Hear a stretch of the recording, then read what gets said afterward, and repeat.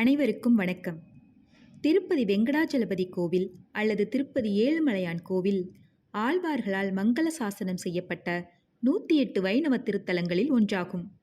ஆந்திர மாநிலம் திருப்பதி மாவட்டத்தில் திருப்பதி எனும் ஊரில் இத்தலம் அமைந்துள்ளது. திருப்பதி என்ற சொல்லிற்கு பலவிதமான அர்த்தங்கள் கூறப்படுகின்றன. திரு என்றால் லக்ஷ்மி, லக்ஷ்மியை திருமார்பில் தரித்த பதி, பதி என்றால் வடமொழியில் கணவன் என்று பொருள். திருமகளை திருமார்பில் தரித்த திருமால் உரையும் பதி என்பதால் இதற்கு திருப்பதி என்று பெயர் வந்தது. அது மட்டுமின்றி தமிழ் சொல்லான திரு என்பதற்கு புண்ணியம், தெய்வத்தன்மை வாய்ந்த, மேன்மை மிக்க என பல பொருட்கள் உண்டு. திருப்படி என்பதே மருவி திருப்பதி ஆகியுள்ளதாகவும் கருதப்படுகிறது. சேஷாத்திரி, கருடாத்திரி, நீலாத்திரி, அஞ்சனாத்திரி, விருஷபாத்திரி, நாராயணாத்திரி, வெங்கடாத்திரி என்ற 7 மலைகள் சூழ்ந்த இடத்தில் இத்தலம் இருப்பதால் இது ஏழுமலை என்றும், தெலுங்கு மொழியில் 7 கொண்டலும் என்றும், அதே சமயத்தில் இது ஆதிசேஷனின் 7 தலைகளை குறித்து வருவதால் இந்த மலைக்கு சேஷாசலம் என்றும் பெயருள்ளது. இந்த மலைகளின் பெயர்களாலேயே புராண காலத்தில் திருப்பதி அழைக்கப்பட்டது. இதனாலேயே இந்த மூலவர் ஏழுமலையான் என்றும், மூலவர் வெங்கடாஜலபதி வேங்கடன் என்றும் அழைக்கப்படுகிறார். தாயார் பத்மாவதி அம்மையார். இந்த வெங்கடாத்திரி மலை 3200 அடி உயரமும் சுமார் 27 28 கிலோமீட்டர் பரப்பளவும் கொண்டது. மூலவரான வேங்கடாச்சலபதி நின்ற கோலத்தில் இருப்பவர். இத்தகைய புகழ்மிக்க திருப்பதி கோவிலில் பிரசாதமாக வழங்கப்படும் லட்டு உலக புகழ் பெற்றதாகும். இந்த பிரசாதமானது திருப்பதி திருமலை தேவஸ்தானத்தினரை தவிர வேறொருவர் யாவரும் தயாரித்து விற்கக்கூடாது என்பதற்கான புவிசார் குறியீடு காப்புரிமையை பெற்றதாகும். இதுவரைக்கும் இந்திய பொருட்களில் 195 பொருட்களுக்கு புவிசார் குறியீடு வழங்கப்பட்டிருக்கு. இதில் விவசாயம் மற்றும் உணவு சார்ந்த பொருட்கள் 57. எடுத்துக்காட்டா தமிழ்நாட்டில் இருக்கிற காஞ்சிபுரம் பட்டு சேலை, தஞ்சாவூர் கலைத்தட்டு, தஞ்சாவூர் கால ஓவிய பாணி, அதாவது தஞ்சாவூர் ஓவியங்கள், மதுரை சுங்குடி சேலை, மல்லிப்பூ, பத்தமடை பாய், ஈரோடு மஞ்சள், சேலம் மாம்பழம் இதெல்லாம் சொல்லலாம். இத்தகைய சிறப்பு பெற்ற புவிசார் குறியீடு வழங்கப்பட்ட லட்டுவோட உருவான கதையை இந்த பதிவில் நம்ம பார்க்கலாம். இது வரைக்கும் டெம்பிள் டிலைட்ஸ் சேனலை சப்ஸ்கிரைப் பண்ணாமல் பார்த்துட்டு இருந்தீங்கன்னா உடனே சப்ஸ்கிரைப் பண்ணுங்கள். இது போன்ற நல்ல தகவல்களை உடனுக்குடன் தெரிஞ்சுக்க பெல் பட்டனையும் ப்ரெஸ் பண்ணுங்கள். உங்கள் நண்பர்களுக்கும் ஷேர் பண்ணுங்கள். உங்களோட மேலான கருத்துக்களை கமெண்டில் சொல்லுங்கள். பொதுவாக திருப்பதி என்றாலே நம் நினைவுக்கு வருவது ஏழுமலையானும் லட்டுவும் தான். ஏழுமலையானோட அருட்பிரசாதமான திருப்பதி லட்டுக்கு என்னென்ன சிறப்புகள் இருக்குன்னு இப்போ பார்த்தோம். திருப்பதிக்கு சென்று பெருமாளை தரிசித்து விட்டு வந்தோன்னு நம்ம சொன்னாலே நம்மிடம் கேட்கப்படும் முதல் கேள்வி என்னன்னா, எத்தனை லட்டு வாங்கிட்டு வந்தீங்கிறது தான்.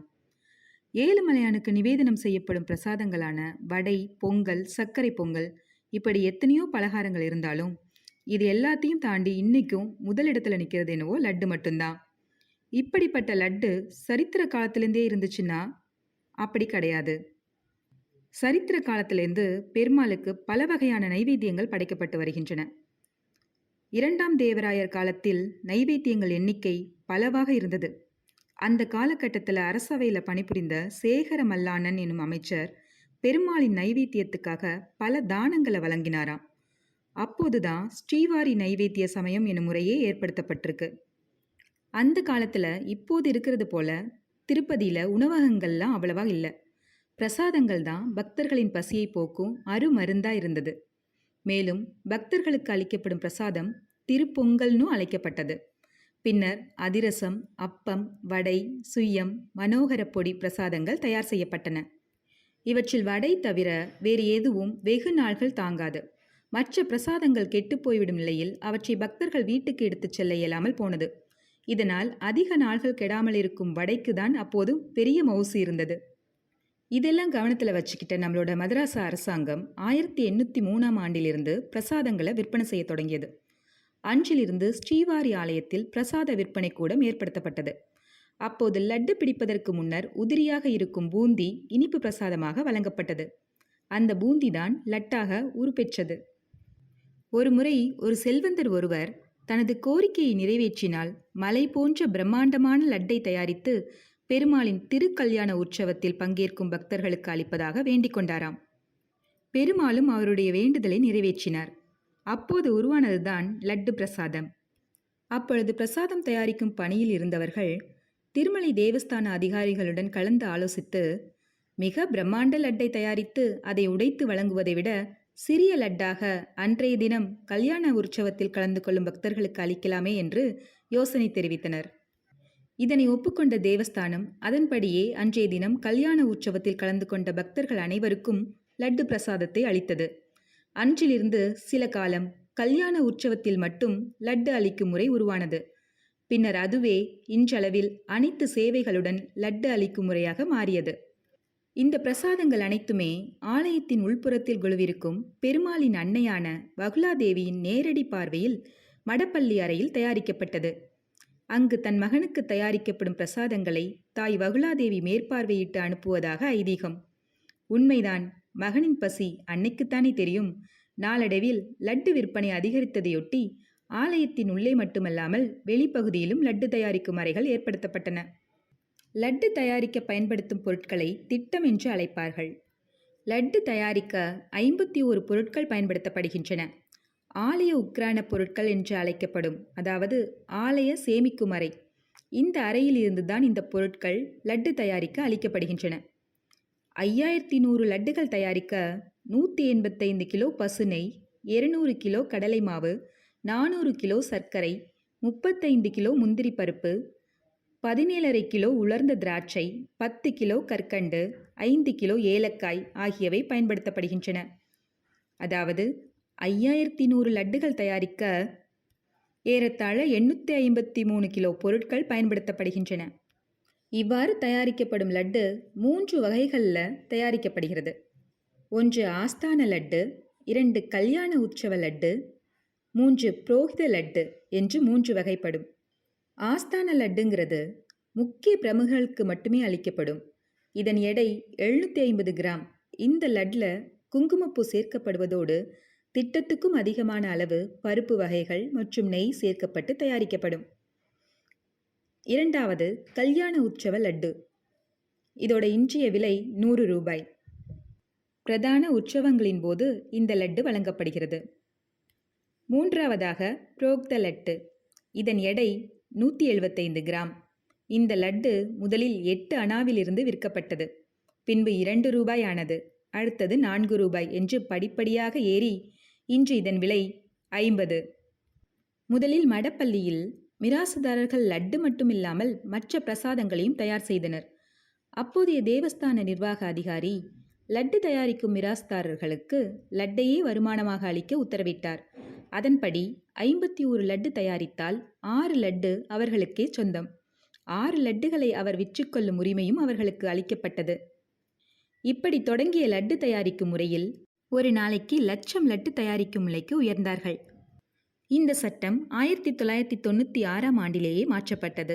மிராசு உரிமையை நீக்கிவிட்டு தேவஸ்தானமே லட்டு தயாரிக்கும் பணியில் ஈடுபட்டது.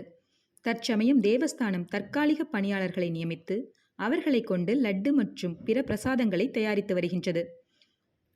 என்னதான் இருந்தாலும் அந்த காலத்தில் இருந்த லட்டோட ருசி இன்றைய காலத்தில் இருக்கிறது இல்லைங்கிறது பக்தர்களுடைய கருத்து. ஏன்னா முன்பெல்லாம் வெகு தூரத்திலிருந்து யாத்திரை செஞ்சு வரும் பக்தர்கள் திரும்ப ஊர் சென்று சேரும் வரைக்கும் அந்த லட்டுகள் கெடாமல் இருந்தன. இப்போது அதுவும் காலப்போக்கில் மாறி சீக்கிரமாக லட்டுகள் கெட்டுவிடும் நிலையிலும் உள்ளது. இதற்கு காரணமாக அதிகாரிகள் லட்டு தயாரிக்க பயன்படுத்தும் கடலைப்பருப்பு, சர்க்கரைக்கு தேவையான கரும்பு ஆகியவற்றை தரமாக விளைவித்து பயன்படுத்தினர். இப்போதும் தரமான பொருட்களையே லட்டு தயாரிப்பில் பயன்படுத்தினாலும் கூட அந்த ருசி வருவதில்லை என்று அதிகாரிகளே ஆதங்கத்துடன் சொல்கின்றனர். லட்சக்கணக்கில் லட்டுக்களை தயாரிக்க முன்பு போல விறகு அடுப்பு சாத்தியமாகாது.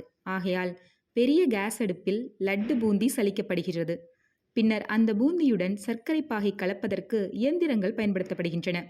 இப்போதிருக்கும் விலையேற்றத்தை அனுசரித்து முந்திரி, திராட்சை, பாதாம் பருப்புகள் சேர்க்கப்படுவது குறைவாகிவிட்டது என்பது போன்ற பல காரணங்கள் சொல்லப்பட்டாலும் ஏழுமலையானையும் கோவிந்தராஜ பெருமாளையும் நோக்கி பக்தி சிரத்தையுடன் வரும் பக்தர்களின் அளவு குறைவதே இல்லை.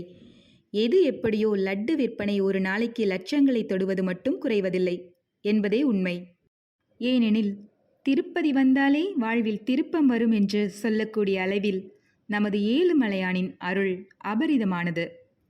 அந்த காலத்திலிருந்து இந்த காலம் வரை திருப்பதி யாத்திரை செல்ல வேண்டுமென்றால் அது ஒரு பெரிய விஷயமாக பேசப்படும்.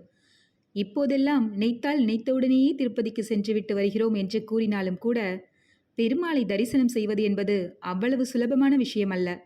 நாம் நினைத்தால் நம் வீட்டின் அருகில் இருக்கும் கோவிலுக்கோ மற்ற கோவில்களுக்கோ செல்லலாம். ஆனால் பெருமாளே நினைத்தால் மட்டும்தான் நாம் அவரை தரிசனம் செய்ய முடியும் என்ற நம் முன்னோர்கள் கூற்றும் உண்மையானது. நிறைய பேருக்கு திருப்பதி செல்வதற்கு நேரம் காலம் கூடி வராது. எப்போது திருப்பதி யாத்திரைக்கு செல்ல வேண்டுமென்று நினைத்தாலும் ஒரு சில தடைகள் வரும். எந்த தடையும் இல்லாமல் திருப்பதி பெருமாளை எப்படி தரிசனம் செய்வதென்றால், திருப்பதி யாத்திரை செல்வதற்கு என்று ஒரு சிறு மண் உண்டியலை வாங்கி வையுங்கள். அந்த உண்டியலுக்கு மேலே ஒரு நாமத்தை போட்டு அதில் தினம்தோறும் ₹1 செலுத்தி வாருங்கள். பெருமாளே, உன்னை தரிசனம் செய்யும் பாக்கியம் எனக்கு கிடைக்க வேண்டும். திருமலைக்கு வந்து உன்னை காணக்கூடிய பாக்கியத்தை எனக்கு தர வேண்டும். கோவிந்தா கோவிந்தா என்று அவனுடைய நாமத்தை தினமும் உச்சரித்து வேண்டிக் கொள்ளுங்கள். திருப்பதிக்கு செல்லக்கூடிய வாய்ப்பு வந்ததும் நீங்கள் சேகரித்து வைத்த மண் உண்டியல் பணத்தை அப்படியே திருப்பதி உண்டியலில் சேர்த்து விடுங்கள். இப்படி வேண்டிக் கொண்டால் சீக்கிரம் பெருமாளை பார்க்கக்கூடிய பாக்கியம் உங்களுக்கு கிடைக்கும். திருப்பதி யாத்திரைக்கு செல்லும் முன்பு குலதெய்வமிடம் வேண்டிக் கொண்டும், வீட்டிலிருந்து கிளம்பும்போது வெற்றிலைப்பாக்கு, வாழைப்பழம் இந்த தாம்பூலத்தை பூஜை அறையில் வைத்துவிட்டு பூஜை செய்து தடங்களில்லாமல் ஏழுமலையான் தரிசனத்தை பெற வேண்டும் என்று மனதார ஏழுமலையானிடம் வேண்டிக்கொண்டு வீட்டிலிருந்து யாத்திரைக்கு புறப்பட வேண்டும். ஏற்றிய தீபத்தை மறக்காமல் மலையேற்றி விடுங்கள். முதலில் அலமேலு மங்கை தாயாரையும் கோவிந்தராஜ பெருமானையும் தரிசனம் செய்துவிட்டு திருப்பதிக்கு செல்லுங்கள். மலையேறி ஏழுமலையானை தரிசித்து நமது வாழ்வில் நல்ல திருப்பங்களை பெற்று அனைத்து வளங்களையும் பெறலாம். நன்றி, வணக்கம்.